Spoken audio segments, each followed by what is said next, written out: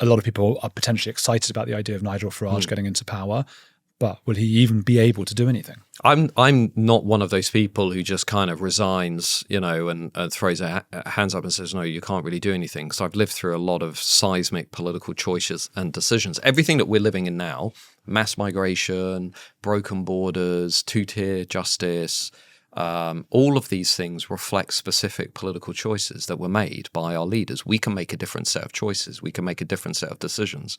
Nigel Farage could become Prime Minister. I think he will become Prime Minister. Reform, I think, will lead the next government.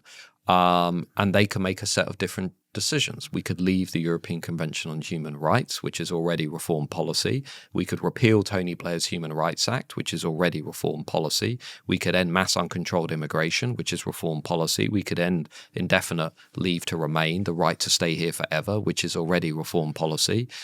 We could reform the legal and justice and criminal systems, so we no longer have two-tier guidelines, etc., etc. We can make a whole series of different choices, like we did with Brexit. We decided to leave the European Union. Now, people might say, well, it hasn't gone very well because Boris Johnson made another set of dumb political choices. Boris Johnson betrayed his voters and he sold the country down the river. Reform can reverse that. They can make a different set of choices.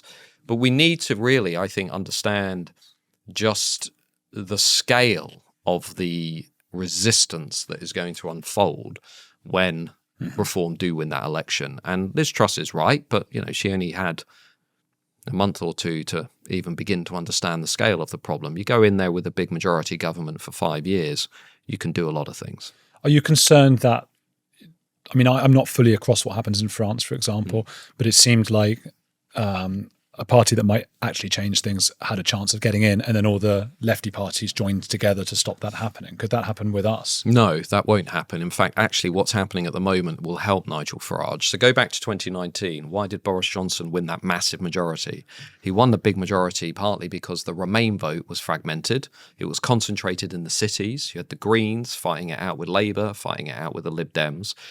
And that allowed Boris Johnson, or the Brexit vote, the Brexit realignment, to basically sweep through small towns, medium towns, coastal towns, to basically demolish the east coast of England, to do, the geography was really important. He, won over the Red Wall, won over Wales, and it gave him this massive majority. And Brexit was the underlying reason for that. This time around, immigration will be the underlying reason. Immigration, mass immigration, will become the new Brexit. Mass uncontrolled immigration. So what Nigel Farage will do and what Reform will do is they will say, okay, Jeremy Corbyn, Lib Dems, Keir Starmer, Zach Polanski, the Greens, you guys just fight it out in the same areas, right? Fight it out in Brighton, Cambridge, Oxford, London, the cities, right? You just do whatever you want to do.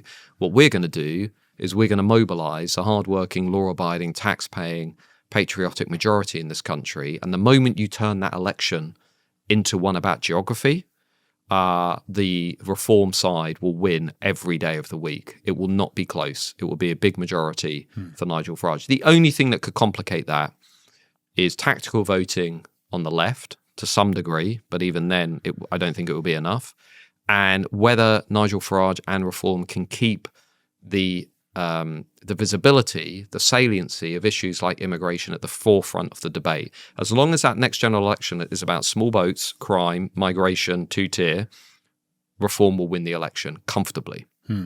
So you're not concerned that, for example, your party and the Greens might form some sort of bond? Well, I suspect there will be some kind of alliance, but in some ways, the direction of British politics now is actually helping Reform in those organizations have become enablers of Islamic sectarianism, and they've become enablers of anti-Semitism.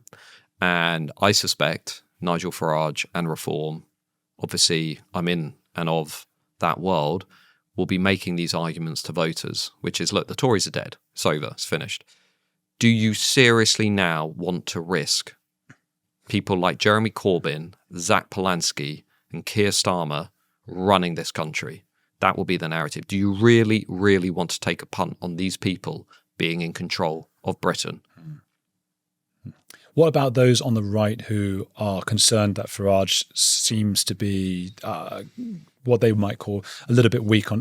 Recently, there was a comment about trans and not deporting people necessarily. What are your thoughts? I think people who make the argument that Nigel Farage doesn't understand the problems this country is facing, or he is too soft, or he isn't a conviction politician, or he's inconsistent, they do not know Nigel Farage. I've known Nigel Farage for 15 years. I've seen Nigel Farage campaign when, the media weren't there and the cameras weren't on him. This guy believes consistently in everything he says. He was in the trenches campaigning for Brexit in the 90s when nobody cared about Brexit at all. He's the only person in this country to win 2 nationwide elections with 2 different parties, UKIP and the Brexit Party. He's the only politician outside of Labour and the Tories to win a set of local elections nationally, which he did earlier this year. He's the only non-establishment politician known in every household in this country. He's been consistent in opposing Brexit. He's been consistent in opposing mass immigration. And he's just tabled the most radical plan for detaining and deporting anybody who arrives illegally in this country that we've ever seen. He's just turned leaving the European Convention on Human Rights into a mainstream campaigning election issue. He's just become the first politician to openly say he wants to repeal Tony Blair's key Human Rights Act, and this is the guy that's gone soft. It's completely ridiculous. If you're out there making that argument, I would say you are engaged in a purity spiral and you've really lost perspective. We are seeing the end of the Blairite revolution. That's what we're living through. The 1997 Blairite revolution that basically was then mainstreamed by the hapless Tories who embraced it all is now crumbling around us with the Starmer government. That is what is happening. All of the things that Starmer is scrabbling to try and fix and he can't fix, the borders, 2-tier justice, woke ideology, the Equality Act, all of this lies downstream from Blair. So Reform winning the next election and Nigel Farage becoming the Prime Minister is the start of a different era. It is the start of a different regime. And it is one that will radically reform, if not repeal, the Blairite foundations of this country. Getting back to equality before the law, getting back to a commitment to free speech and free expression, getting back to us being a self-governing sovereign nation outside of the ECHR. Everyone in Westminster tells people basically this country was born in 1997. It's completely ridiculous. We've got a 1,500-year 2,000-year tradition of liberty, free speech and rights. And I think a reform government actually starts getting us back to that. I get very skeptical sometimes. So I'm happy that I think you've got some fighting optimism, which is what I need some of that sometimes. I just feel like I've seen Islam, and we are talking about Islam really. I think most people are talking about Islam. I think we're talking about Islam and mass uncontrolled immigration and radical progressivism. Yeah, but they go hand in hand, don't they? Yeah, radical woke progressivism, which is enabling those we saw that happen in Lebanon, in Afghanistan, and we didn't have woke people in Afghanistan. In Iran, though, we had the left, didn't we, siding with them, and they got them in, and then the Muslims killed the left. And I think that's the most similar thing, isn't it? Like, let this poor minority in, and so on. And they've just taken those countries. It's a colonial force. The way Islam has spread across Europe has happened just in my and your lifetime, super fast. It feels completely unstoppable. 2 billion people, and it's just going to get wider and bigger. I'm up all night thinking about this. So give me some optimism. Well, I'm 43 years of age. I've never actually been this optimistic about this country Good. as I am today, because we're on the cusp of a radical political counter-revolution. It's going to happen. Can I ask you a favor? Please subscribe. 90% of you are not subscribed, so if you sub, it will help the channel, and I'll keep making these clips.